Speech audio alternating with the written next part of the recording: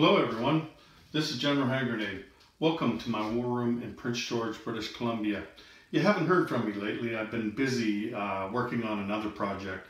I'm actually making a video of that project and you'll learn more about it probably in a few weeks from now, 3 or 4 weeks. It's quite an extensive project. It has nothing to do with gaming, but anyway, I'll put a video of that when I'm done at the time. But I did have some extra time right now, and like what you're looking at on your screen here is me catching up on my painting. The reason I'm making this video is because of a friend of mine, and his name is Doug Friend, and you all know him. He's the guy that runs Historical Board Gaming. We all rely on Historical Board Gaming to bring us the awesome pieces, and if you're into the global war game 36 to 45, then of course you know who he is, because he's the one that puts the game out on from his store. So here, let me just show you who he is here. So let's just go up here.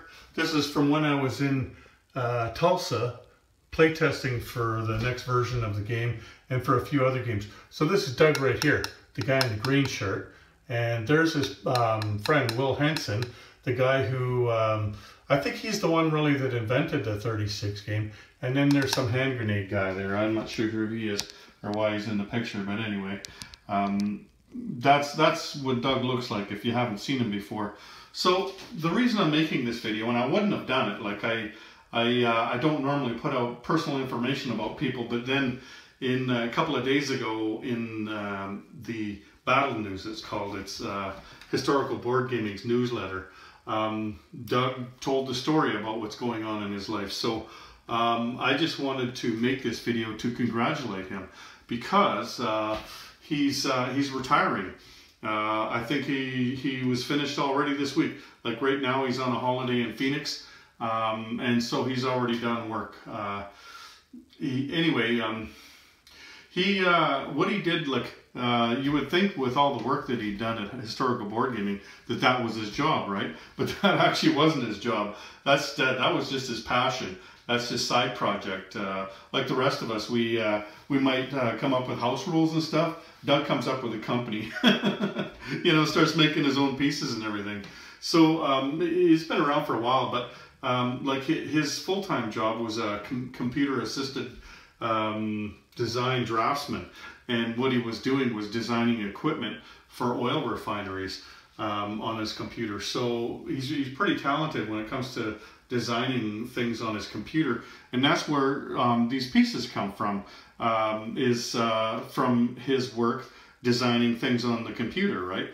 Like I would have thought, you know, before I met him, that, you know, he's just somebody that buys designs off the internet or from somebody else and you know, and then sells them, but he doesn't. Like everything that just about everything that you buy at Historical Board Gaming is something that he made, something that he designed, and like he doesn't mold the plastic or anything. He sends that away to China. But like these things here, these are the newest thing right now, the attack transports, and these aren't available yet. These are 3D printed attack transports, and we'll get a closer look at those. But anyway, like he would have designed these, right? And he was kind enough to send me a bunch of them. And like here's the Midway carrier that you haven't been able to buy for a while. We're going to get into that too after I finish talking about him here. So due to circumstances beyond his control, his job was ending. And so he thought about it, you know, like, what am I going to do? Should I go get another job or whatever? He was fortunate enough to have a wife who does have a good paying job. And so he thought, well, you know, I'll just go and start doing the Historical Board Gaming stuff full time. You know, he wasn't pulling a wage from it before, but now he can. But it's not going to be what he was making before. Like he was a senior draftsman, right? So I don't know how much money he was making, but I imagine it was probably pretty good. But anyway, so because his wife has a job, he can afford to get into his hobby here full time, and that's good for the rest of us, because that means that that he's going to be devoting much of his time now. Like, remember before, this is just his hobby, right? So he'd get up at 4:30 in the morning and he'd run in there and he'd fill some orders and restock the shelves and stuff, and then he'd go to work and lunchtime and after work he'd work on it, and weekends he'd work on it. And so, like, he was just running himself ragged, right? But now he's going to have all the time in the world to sit down and design more pieces and answer your questions. He knows that he hasn't been great at answering questions over the last while, but you got to understand. I mean, this guy was pulling a million different directions. Like, it's phenomenal what he's been able to accomplish, right? So he's really excited about that. Like, he's in Phoenix for a holiday. He gets back to Tulsa next week, and he's just going to be all guns blazing. He's going to be working at HPG, and so and perfect timing for the global war game, because version 3 is going to be coming out soon, right? And so that's going to help out with him having all of his time devoted to that and to designing the pieces. Like, you see these pieces here, we'll talk about these now. So this is an attack transport. I remember when I was in Tulsa, I was at his house. We just dropped Misha off, the last guy, at the airport. Doug had made a couple of trips to the airport, and to drop guys off to go back to Europe or back to the West Coast or wherever they were going. And so I was the only one left. And Doug posed a question to me. He said, okay, so he's going to put together a mold.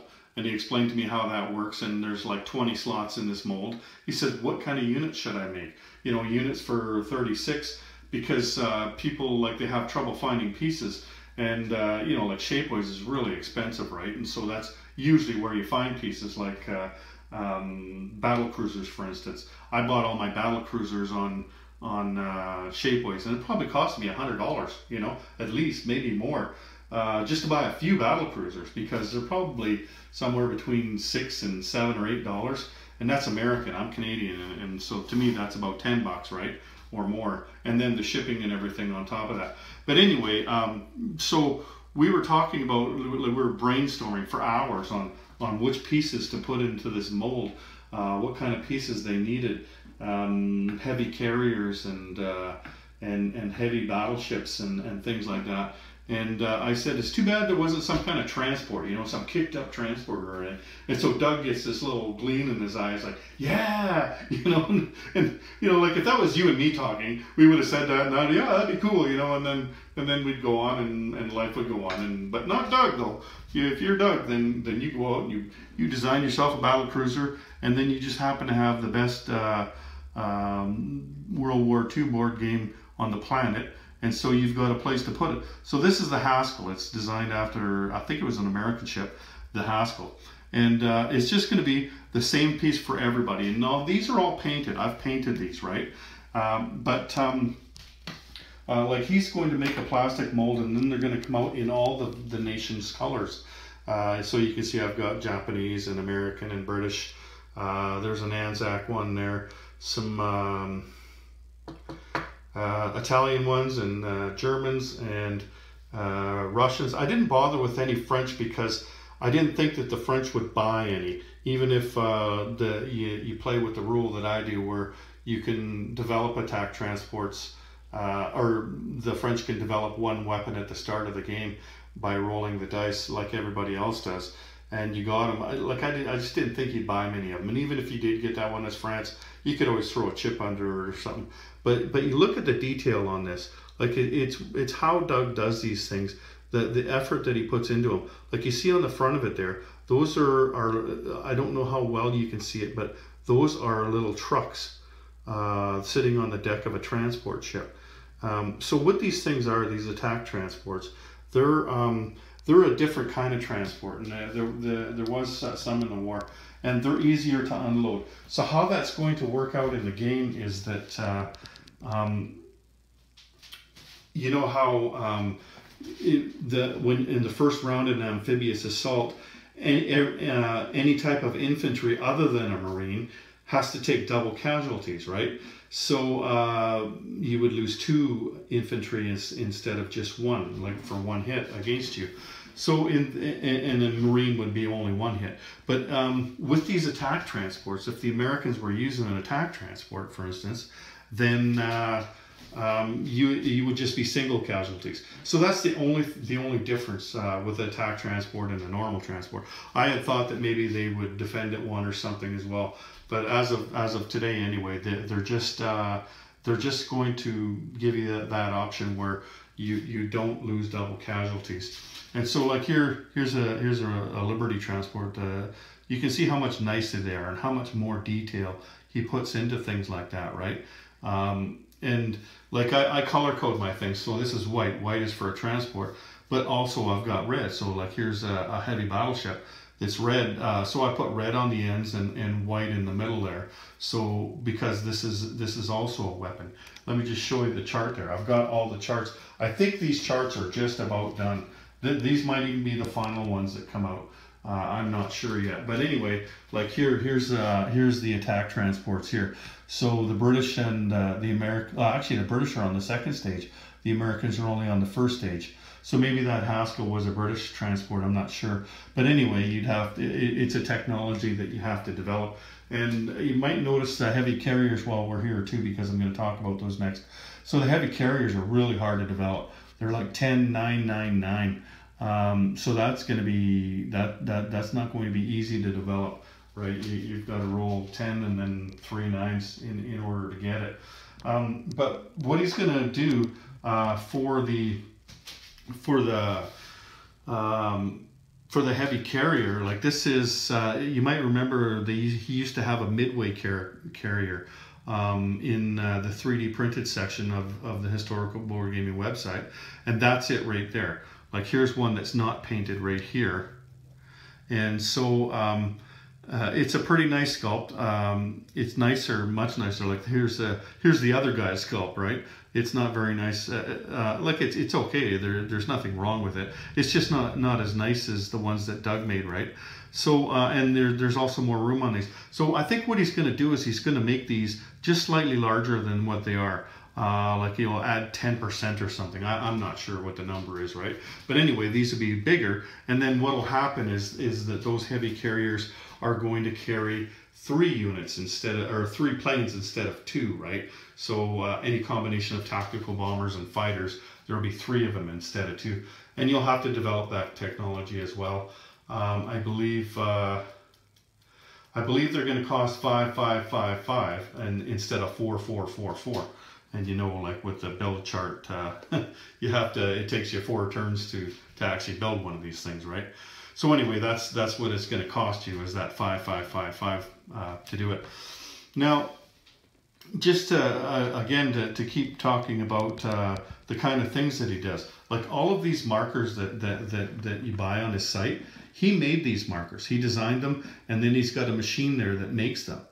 So like it's not a 3D printed machine, I don't know what it's called, but that's what makes these markers. It stamps them out of, I didn't realize that till I was there, it just stamps them out of something. So you'll have a whole bunch of this symbol printed on a white sheet, and then boom, it'll just stamp them all out. And like these things here that everybody loves so much, that are so much better than the ones that you get out of box, these are beautiful, and he makes these. Like he just makes everything there.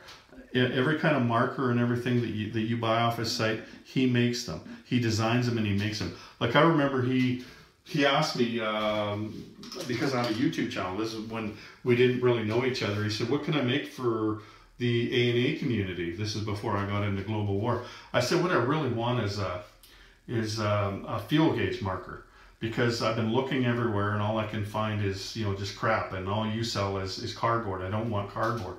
So he sent me about 3 or 4 designs, and about 5 minutes later, and I said, what?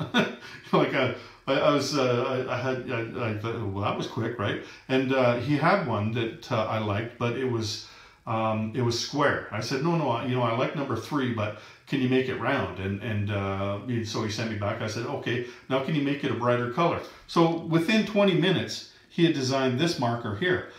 This is, you know what these are, like this, you've still got 3 spaces left. I wanted them round because then like a flight stand would fit on there better, right?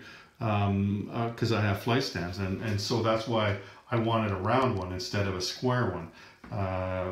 It was just because of the flight stands. Anyway, so So yeah, he does really good job with all of this stuff, and we've been lucky in our community to have somebody like that that's so passionate about these things and so talented.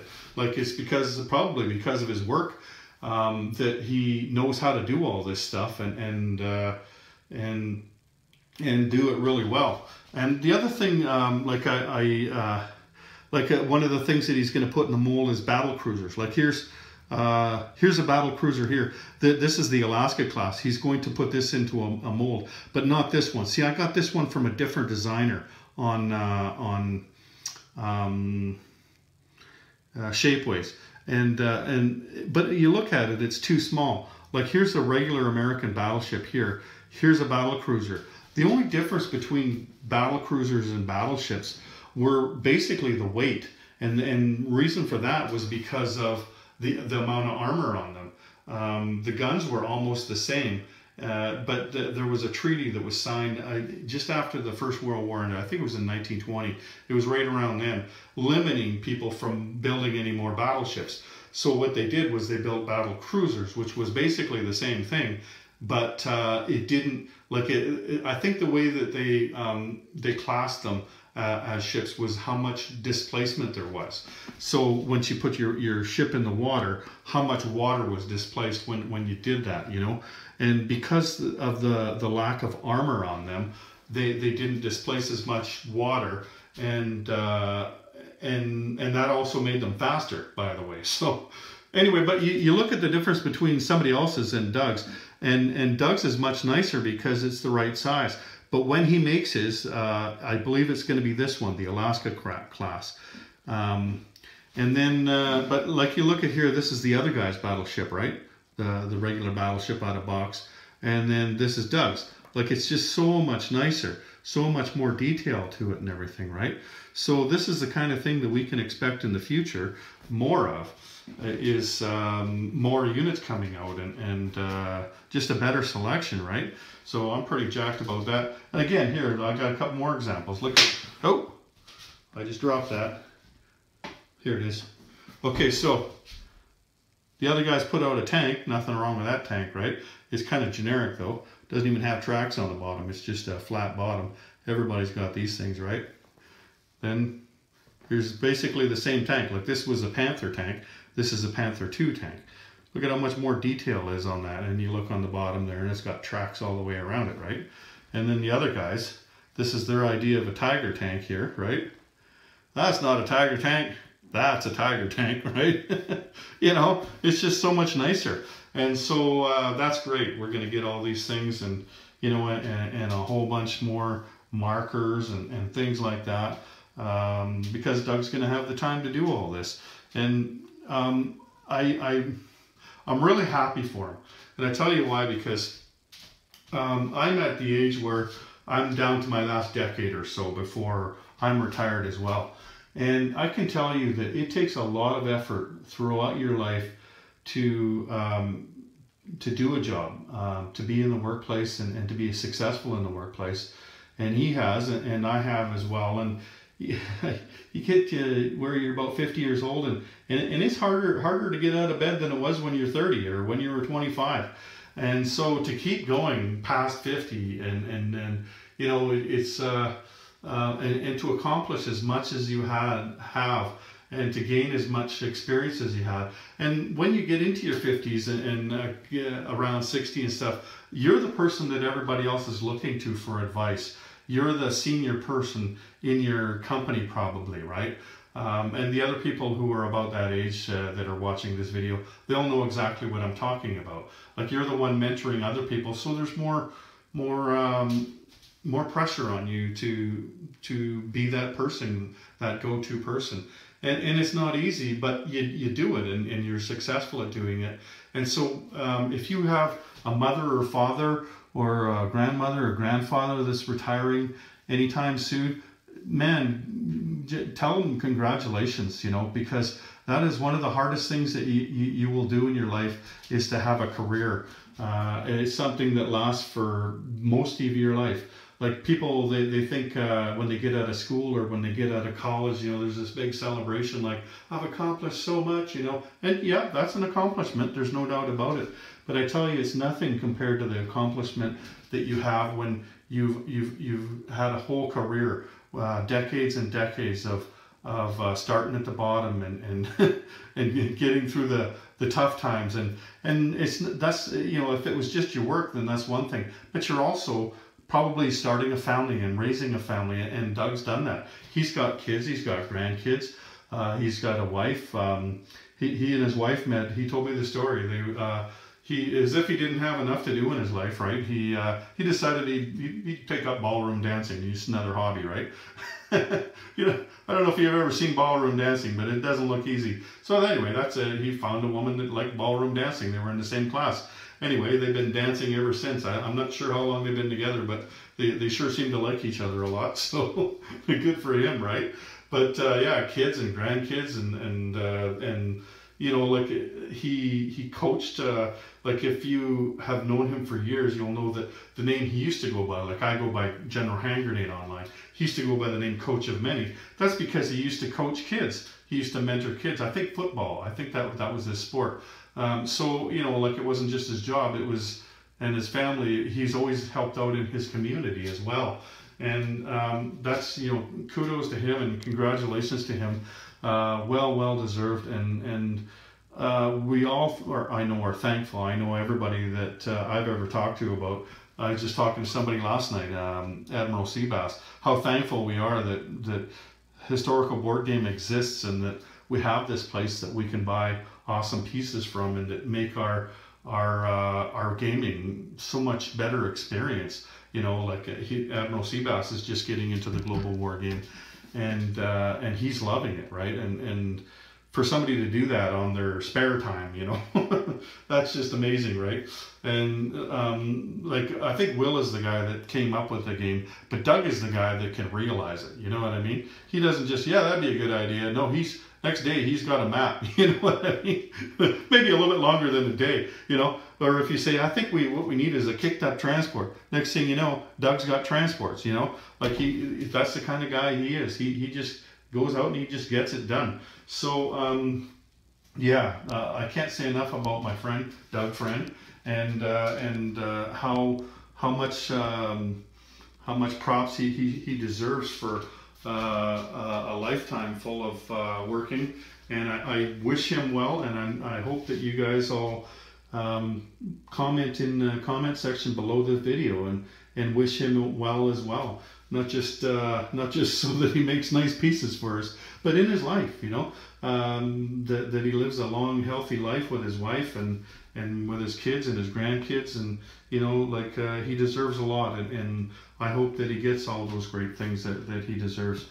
I'll just go over these a little bit just to show them to you so you can see. I think these are pretty much done.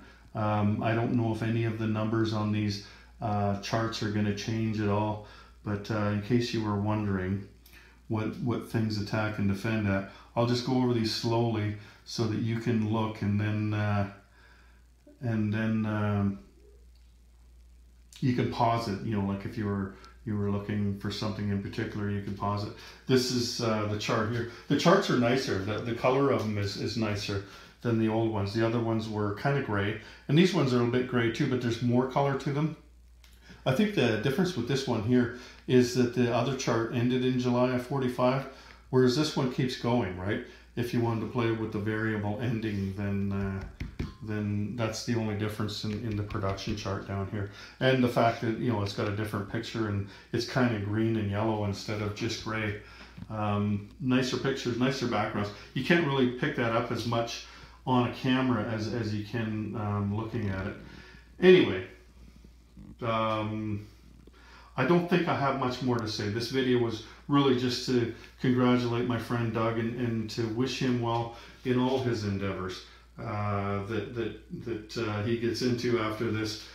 He's a really good man, and he deserves all the accolades that come his way at the end of a long career. So kudos to you, Doug. Take care, everyone. General Hand Grenade out.